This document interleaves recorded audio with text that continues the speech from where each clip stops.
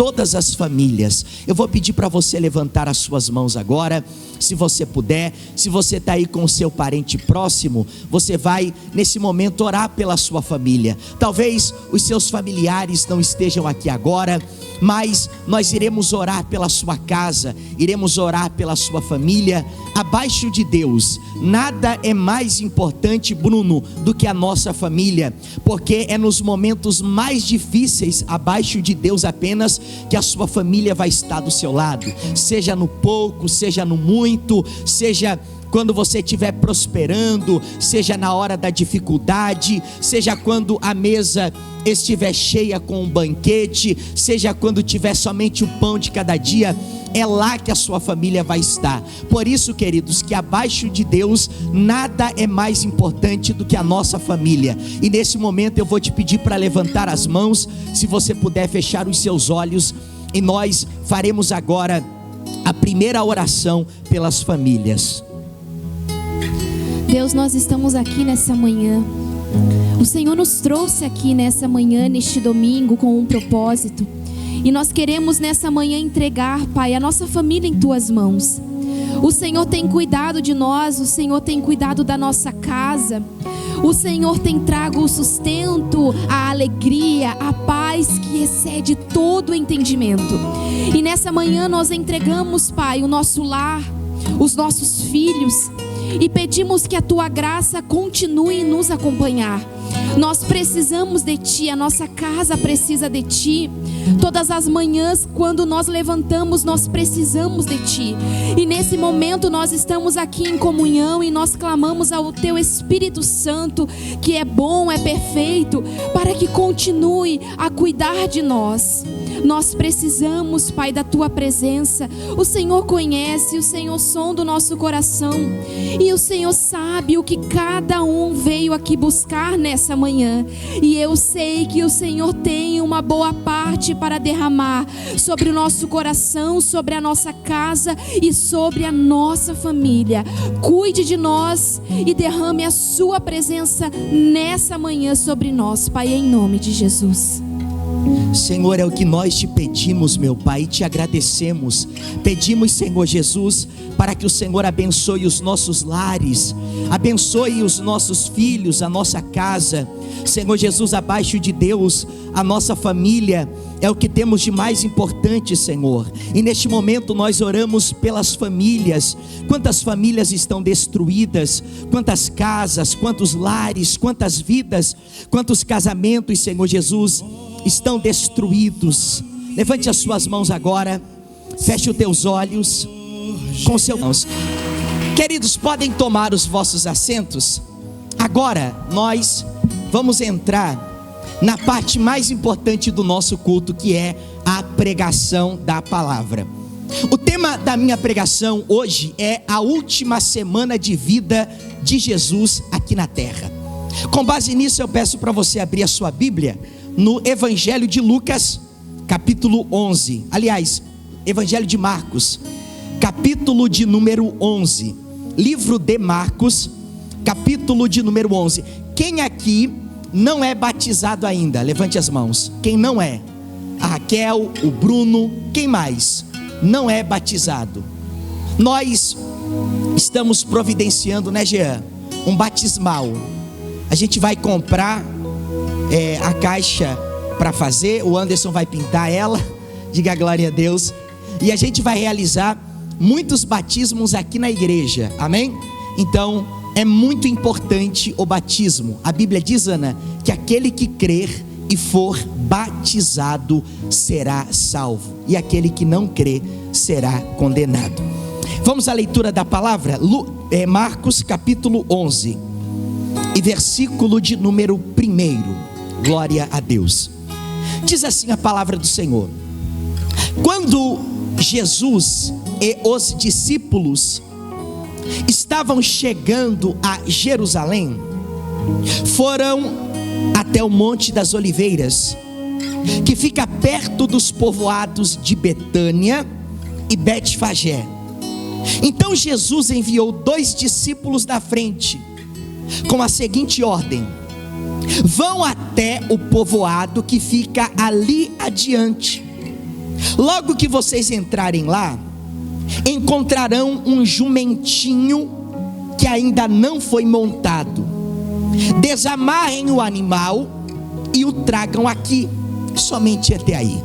Levante a sua mão ou a sua Bíblia e diga comigo: Senhor Jesus, fale comigo pela tua palavra. Diga: eu preciso, eu necessito ouvir a tua voz. Queridos irmãos, a pregação da manhã de hoje é a respeito da última semana de vida da pessoa de Jesus aqui na terra, antes de ele ser crucificado. Essa semana ela começa em um domingo e ela se encerra também em um domingo, o domingo da ressurreição. Marcos, ele foi discípulo do apóstolo Pedro, e ele escreve o evangelho de Marcos, ou a história de Jesus através de Marcos, de acordo com os fatos, de acordo com os acontecimentos. A partir do capítulo 11, que foi o capítulo que nós começamos a ler, Marcos, ele vai narrar a última semana de Jesus. A última semana de Jesus começa no domingo de Ramos. Quem já ouviu falar do domingo de Ramos? Levante as mãos. O que foi o domingo de Ramos? Jesus estava em Betânia, uma cidade, uma aldeia, e agora Jesus, ele pega 2 discípulos, 2 seguidores, que a Bíblia não diz o nome deles, e Jesus fala assim, vão até uma aldeia, e lá naquela aldeia vocês vão encontrar um jumento, um jumentinho. Desamarrem aquele jumento e tragam ele até mim. E a Bíblia diz que os discípulos fizeram isso.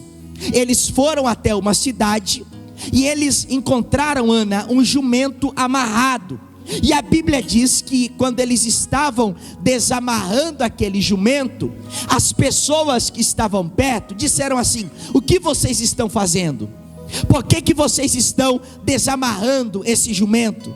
Aí os discípulos de Jesus falaram assim, o mestre nos mandou fazer isso. E eles concordaram e deixaram. Os discípulos pegam aquele jumento e eles levam o jumento até Jesus. Quando o jumento ele chega diante de Jesus, se cumpriu uma linda profecia do Antigo Testamento. No Antigo Testamento teve um profeta chamado Zacarias, e Zacarias profetizou no capítulo 9, no versículo 9 do livro de Zacarias, que o Salvador de Israel, que o Salvador dos pecadores, entraria em Jerusalém montado em uma jumenta, em um jumentinho, cria de jumento. Então Jesus agora sobe naquele jumento e Jesus se encaminha no domingo ainda em direção à cidade de Jerusalém. Quando Jesus estava andando, a Bíblia diz que o povo de Betânia, aquela aldeia, sabia quem era Jesus, sabiam que Jesus era Deus e sabiam que Jesus era o Salvador dos pecadores. O que eles fizeram?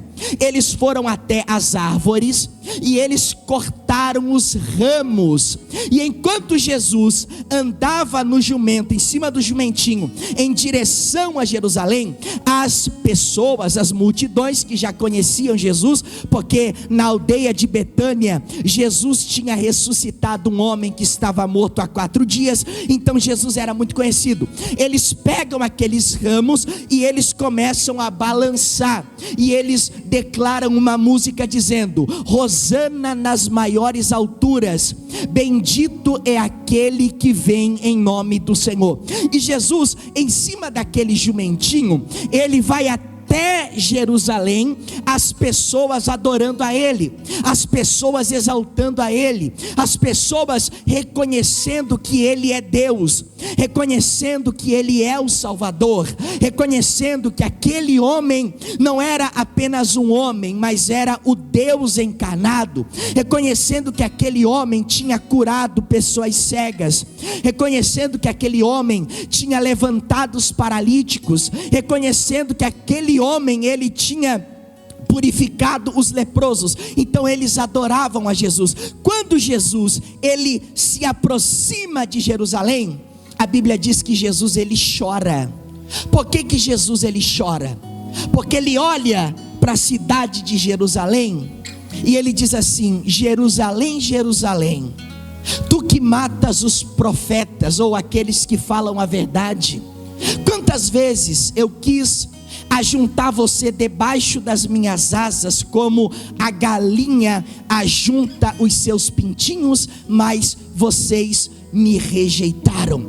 Quando Jesus chora, ele entra em Jerusalém, e quando ele entra em Jerusalém, a Bíblia Sagrada diz que as crianças, elas adoram a Jesus, elas glorificam a Jesus, e se cumpre mais uma profecia, que está no livro de Salmos, capítulo 8, versículo 2, que o perfeito louvor vem da boca de crianças. Jesus no domingo entra em Jerusalém, e ele vai direto para o templo.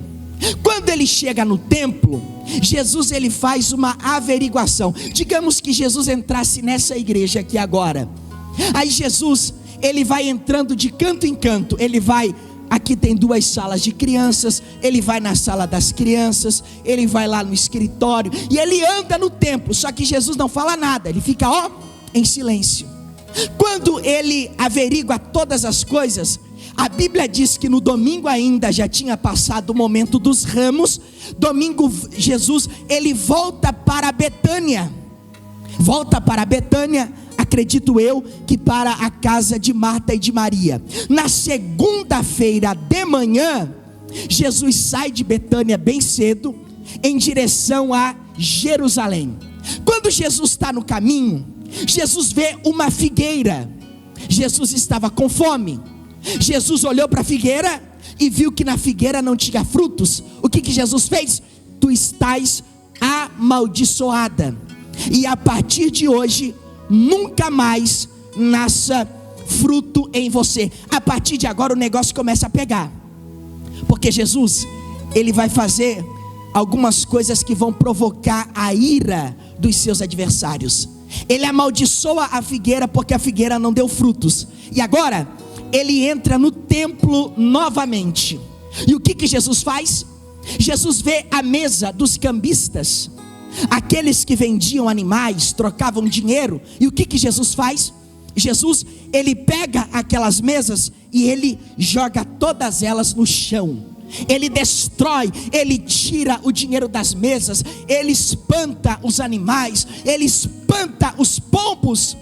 E ele olha para aqueles líderes religiosos e ele diz assim: por que vocês fizeram da casa do meu pai um covil de salteadores? Por que vocês fizeram da casa de Deus uma casa de ladrões? Por que vocês profanaram a casa do Senhor? Aí Jesus, ele olha para aquelas pessoas e ele diz assim: a minha casa será chamada casa de oração, e não casa de ladrões, não casa de homens profanos, mas casa de oração. Então a casa de Deus, ela é uma casa de oração. Quando Jesus falou isso, se cumpriu a profecia de Isaías, capítulo 56 e versículo 12. Jesus, ele, imagina só, irmãos, ele cria uma raiva muito grande no coração dos seus adversários, porque ele destrói tudo que tinha pela frente, uma ira santa.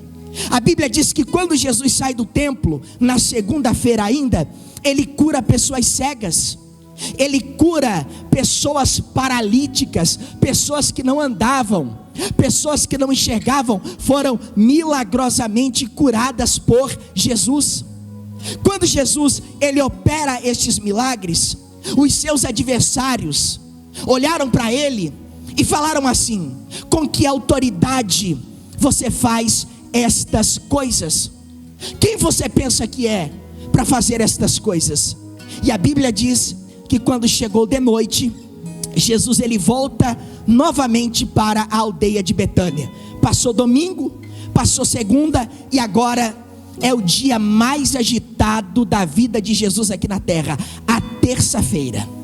Quando Jesus ele sai de Betânia novamente em direção a Jerusalém, Pedro, o apóstolo, olha para Jesus e fala assim: mestre, Eis ali, isso é terça-feira de manhã, eis ali a figueira que o Senhor amaldiçoou ontem, segunda-feira, ela está seca.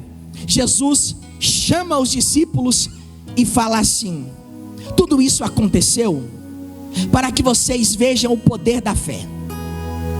Tudo isso aconteceu para vocês entenderem que se vocês tiverem fé, vocês podem olhar para uma montanha e dizer para ela: lança-te no mar, e isso te será feito.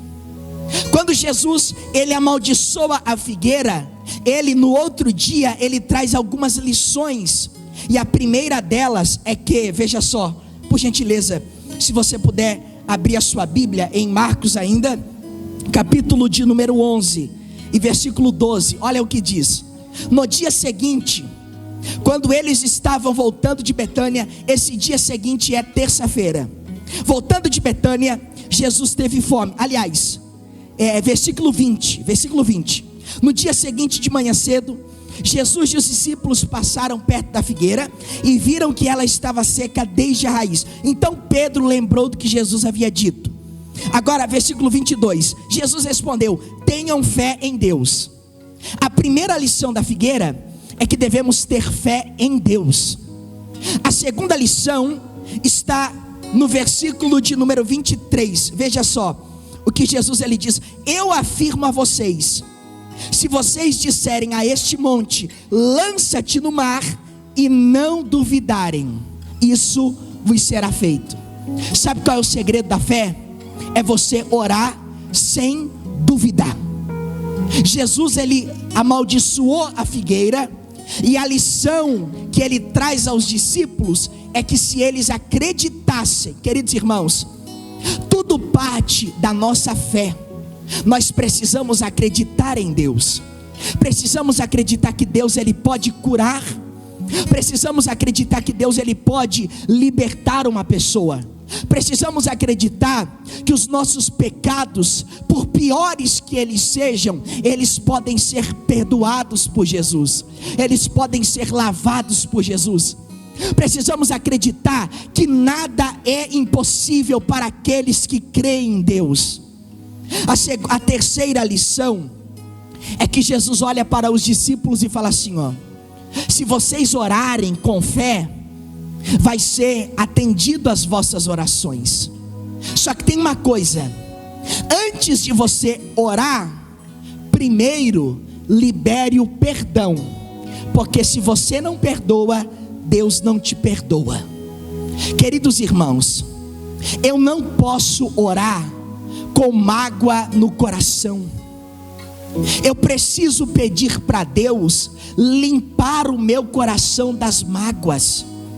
Por mais que alguém tenha me ferido, por mais que alguém tenha feito mal contra mim, por mais que alguém tenha me machucado, feito algo errado, eu preciso liberar o perdão. Liberar perdão não é conviver, liberar perdão não é aceitar o erro da pessoa, liberar perdão é você pedir para Deus limpar o seu coração. Jesus, através da lição da figueira, ele diz assim: o vosso Pai só vai ouvir as vossas orações se primeiro vocês perdoarem. Se você não perdoa, você também não será perdoado. Queridos irmãos, a terça-feira de Jesus foi muito agitada, porque novamente Jesus ele entra no templo.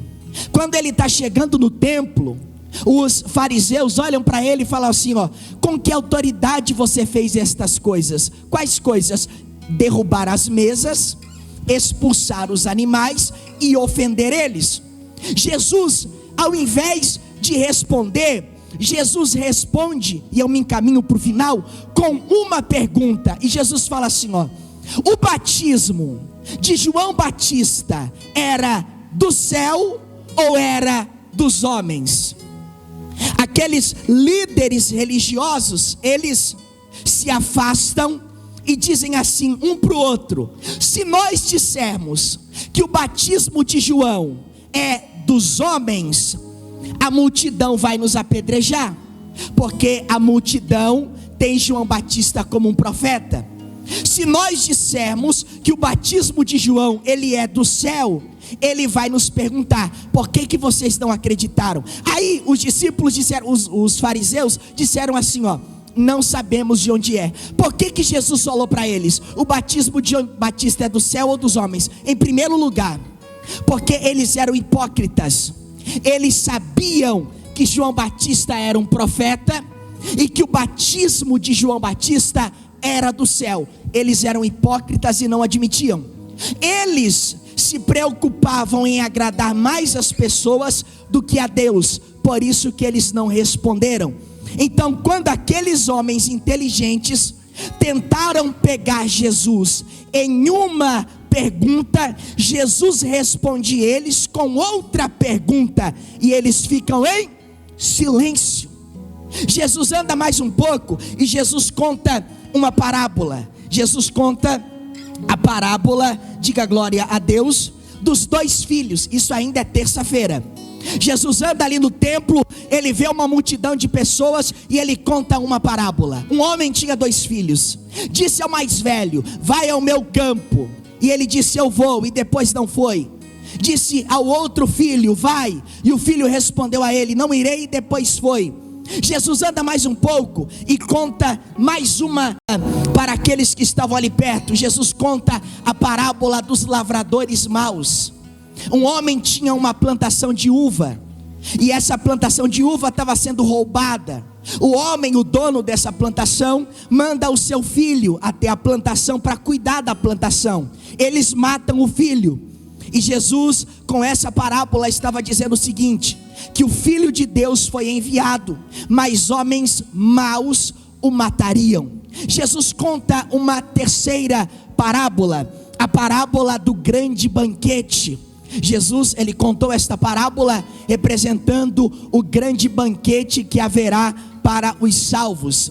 Jesus, ele traz uma profecia do fim dos tempos, ainda na terça-feira. No capítulo 24, Jesus fala assim, antes do fim do mundo, ouvireis falar de guerras, ouvireis falar de rumores de guerras.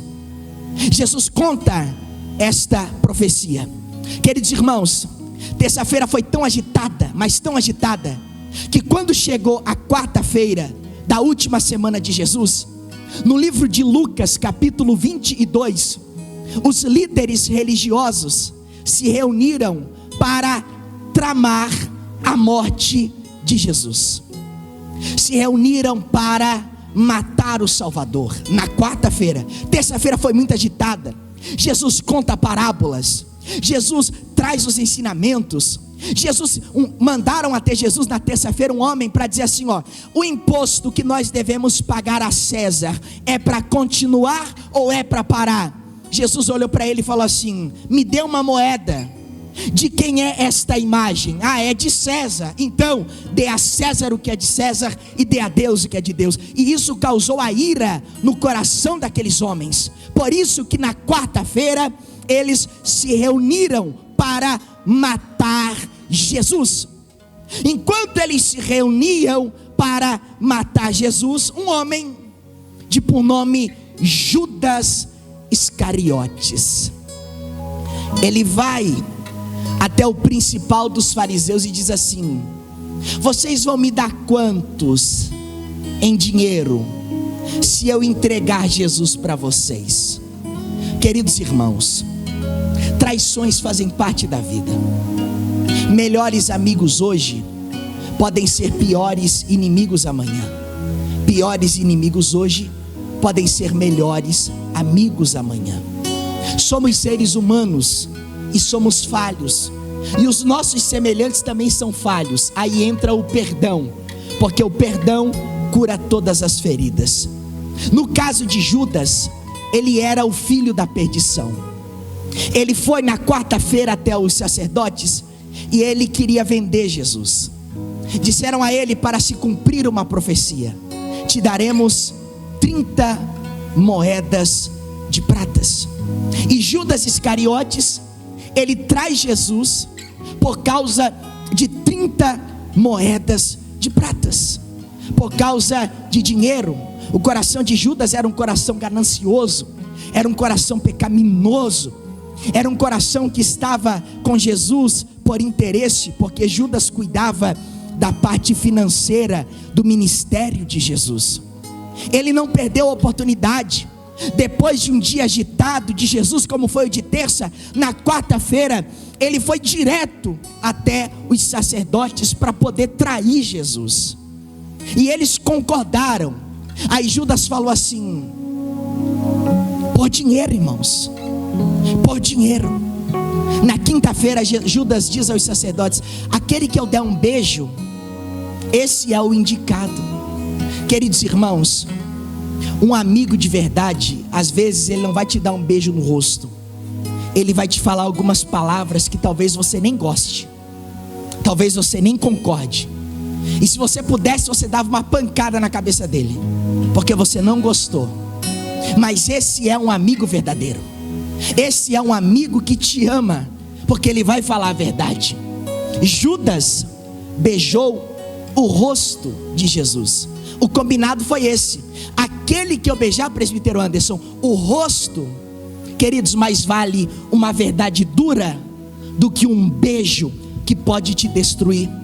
Se alguém tem a coragem de chegar para você e falar algumas verdades que você não concorde, agradeça a Deus pela vida dessa pessoa, porque essa pessoa é um verdadeiro amigo.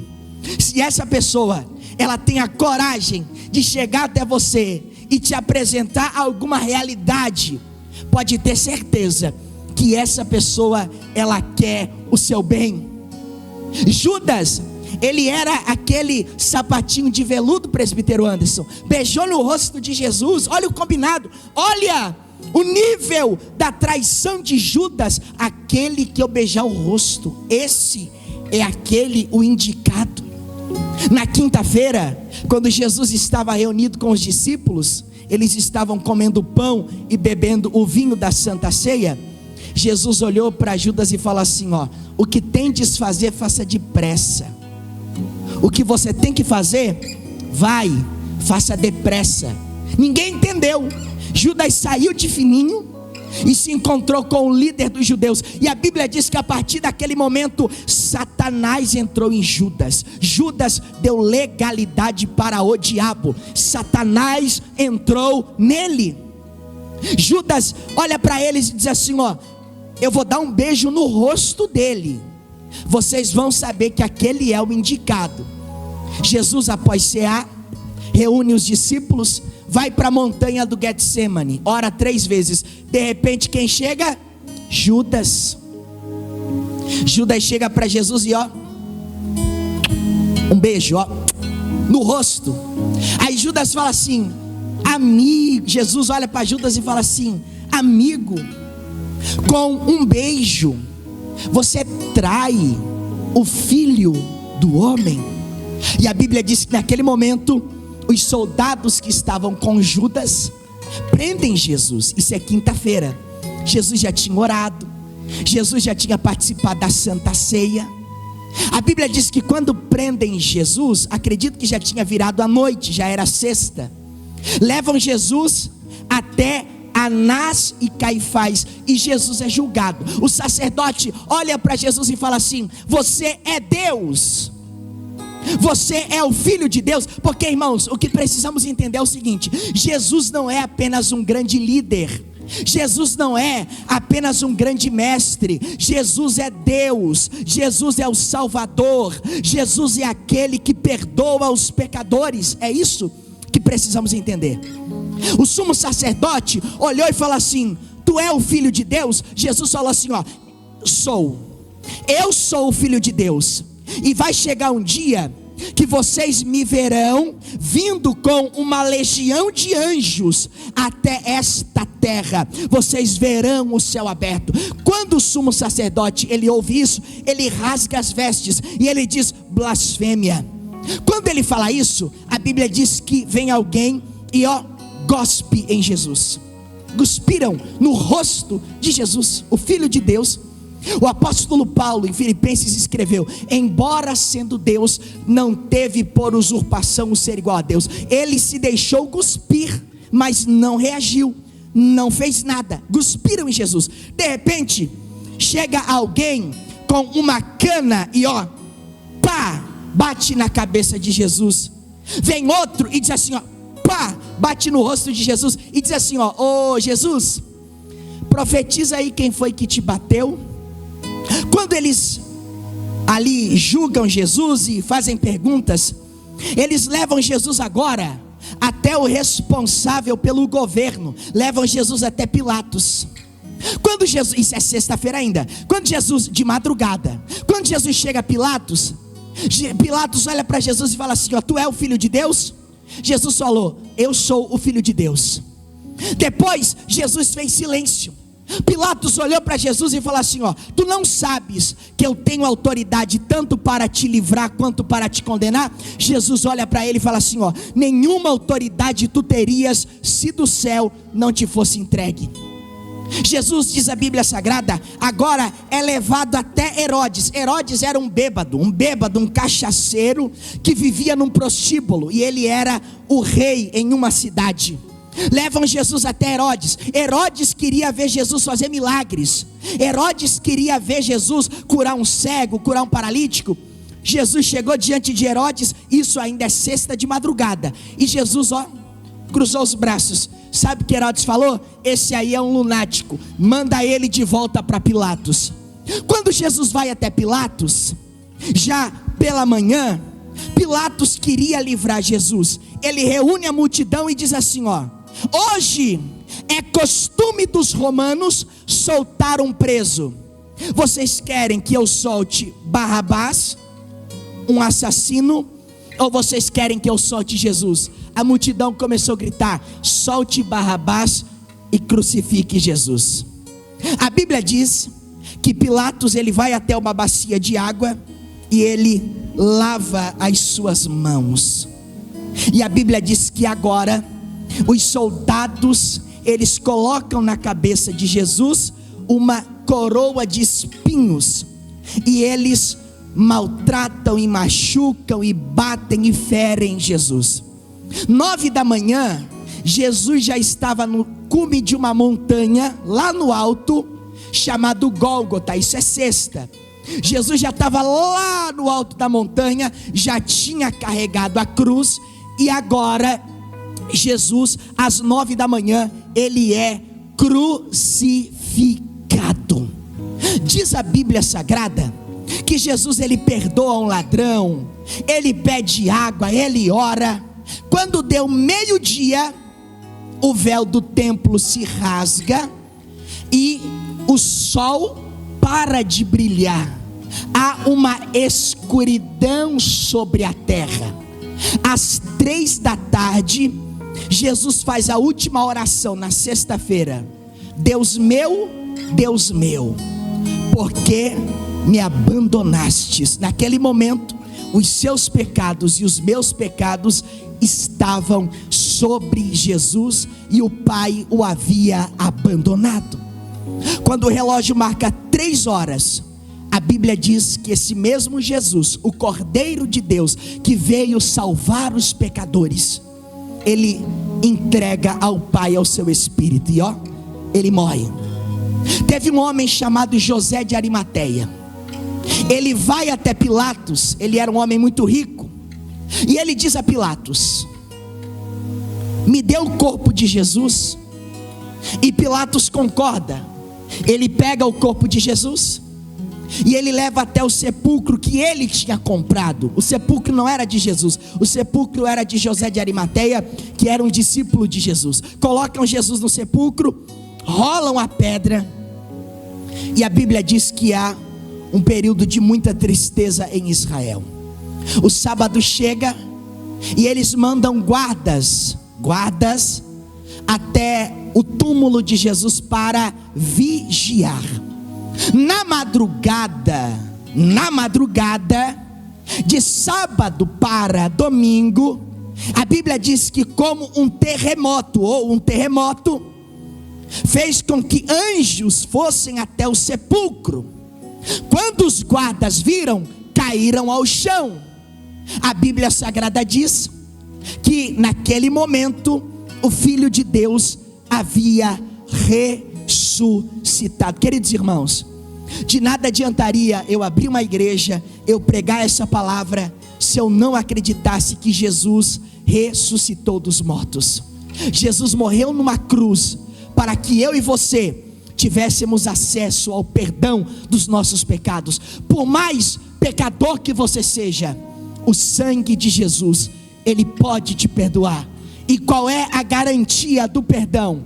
É que ao terceiro dia, algumas mulheres foram até o sepulcro de Jesus, e o anjo que tinha rolado a pedra olhou para aquelas mulheres e fez uma pergunta: vocês vieram aqui hoje procurar a Jesus, aquele que foi crucificado?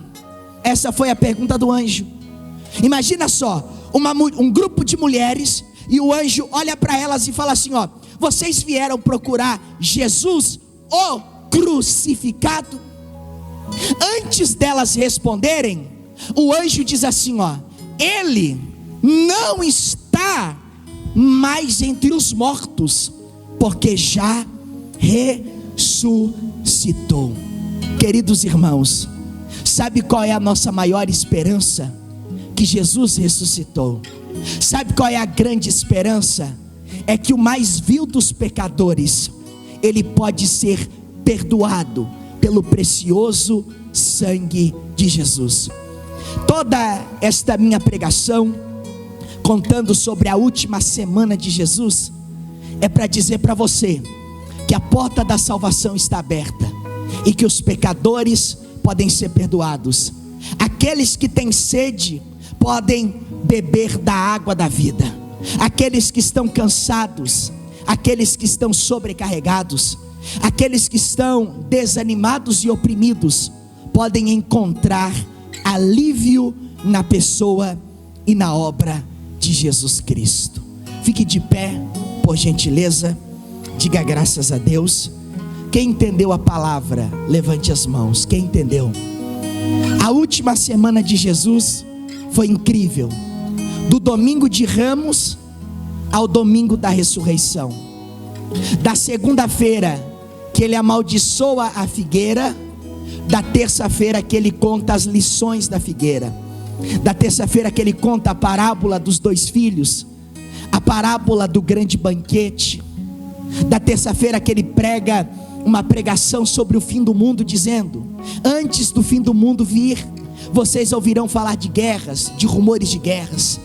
Na quarta-feira, os escribas e fariseus tramam a morte de Jesus. Judas se encontra com eles. Na quinta-feira, Jesus celebra a última ceia. Jesus manda os discípulos sentarem e dizem assim: ó, o maior dentre vós será o menor. Levantem as calças, a barra das calças, e botem os pés nessa bacia, porque eu vou lavar o pé de vocês.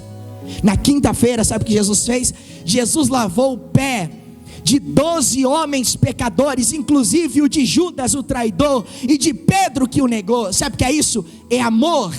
A Bíblia diz no livro de João: porque Deus amou o mundo de tal maneira. Deus amou você, pecador. Deus me amou, Deus nos amou. E sabe o que Deus fez? Deus entregou Jesus para morrer pelos seus pecados. Deus entregou Jesus para morrer em nosso lugar. E esse Jesus, sabe o que ele faz? Na quinta-feira, ele lava o pé dos pecadores.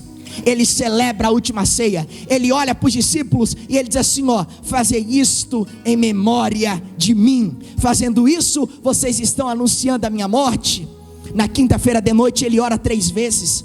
Ele é entregue, ele é traído. Na sexta-feira ele é machucado, ferido, ele é crucificado. Na sexta-feira ele morre. No sábado tem tristeza, mas no domingo ele ressuscitou. E essa é a nossa maior esperança. Se você me perguntar: pastor, essa pregação é de onde? É da Bíblia. Ontem, enquanto eu lia a última semana de Jesus, eu anotava, o Espírito Santo falava ao meu coração. A morte de Jesus abriu a porta para o perdão. A morte de Jesus abriu a porta da salvação. Querido irmão, você que se encontra cansado, a porta da salvação está aberta. Você que está sobrecarregado, a porta da salvação está aberta. Você que precisa de perdão, de alívio, de descanso, a porta da salvação está aberta. Levante as suas mãos agora, feche os teus olhos, por favor. Levante mais alto que você puder. Eu vou pedir mais uma vez para o Roberto. Diminui a luz, Roberto, por gentileza. Por favor, levante as suas mãos o mais alto que você puder agora. Feche os teus olhos. E eu gostaria que você tirasse alguns momentos para pensar em tudo que Jesus fez por você. Em uns momentos que você diga assim: Senhor, eu preciso de Ti. Eu preciso da Tua misericórdia. Eu preciso da Tua bondade. Eu preciso do Teu perdão. Diga para o Senhor: Senhor, eu não sou nada sem o Senhor. Presbítero Mateus, por favor, levante as suas mãos. Você vai agradecer a Deus agora com essa oração, dizendo: Deus, obrigado, Senhor. Obrigado pela oportunidade de Te louvar, de Te exaltar, de Te glorificar.